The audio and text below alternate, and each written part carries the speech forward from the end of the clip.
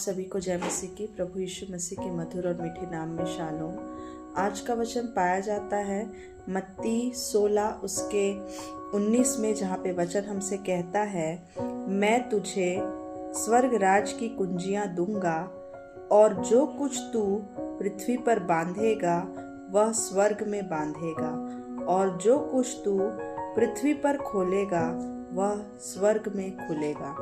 परमेश्वर इस वचन के माध्यम से वैसे हमको अधिकार देता है बहुत सारी चीज़ों का। अगर हम इसको नैतिक रूप से देखें तो ये बात हमको बताता है कि हम जो कुछ इस पृथ्वी पर करते हैं वो सारी चीज़ें स्वर्ग में हमारे लिए होती हैं। जैसे कि अगर हम अपने आप को दूसरों के सामने नम्रता दीनता के साथ रखते हैं, हम अपने व्यवहार में परमेश्वर की क्षमा, परमेश्वर के प्रेम को लाते हैं, उनको क्षमा करते हैं, परमेश्वर के प्रेम को उनके प्रति रखते हैं, तो वही प्रेम, वही क्षमा हमारे साथ भी स्वर्ग में की जाएगी।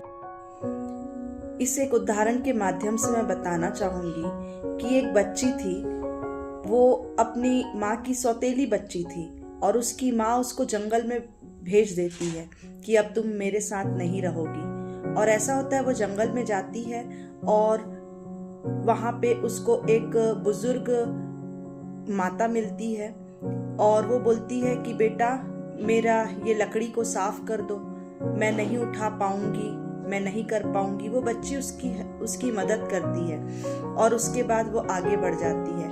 आगे जाती है तो एक कांटेदार वृक्ष मिलता है और वो उससे कहता है कि बेटा ये कांटों को यहाँ पर से हटा दो ताकि किसी के पैरों में ना गड़े। तो वो बच्ची अपनी तकलीफ को वो नहीं देखती, पर वो उसकी मदद करती है और आगे जाके जब वो वहाँ से जहाँ उसको जाना रहता है वहाँ पर पहुँचती है तो वहाँ पे उसके लिए बहुत सी अच्छी अच्छी चीज़ें अवेलेबल होती हैं।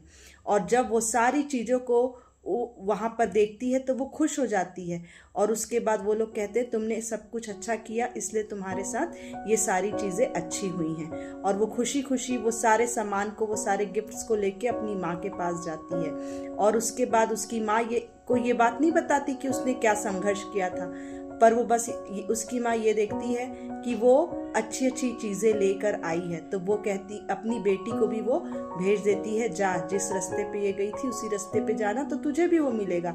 पर जब उसकी बेटी जाती है तो वो उनके साथ वो अच्छा बर्ताव नहीं करती है और जब वो अपने उस गंतव्य स्थान तक पहुंचती है तब तक वो पूरी तरह खाली हो चुकी रहती है, उसके हाथ में कुछ नहीं रहता है।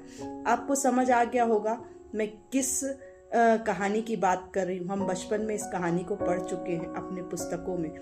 उसी प्रकार प्रियो, अगर आज हम यहाँ पे अच्छा करेंगे तो वहाँ पे हमारे लिए अच्छा किया जाएगा।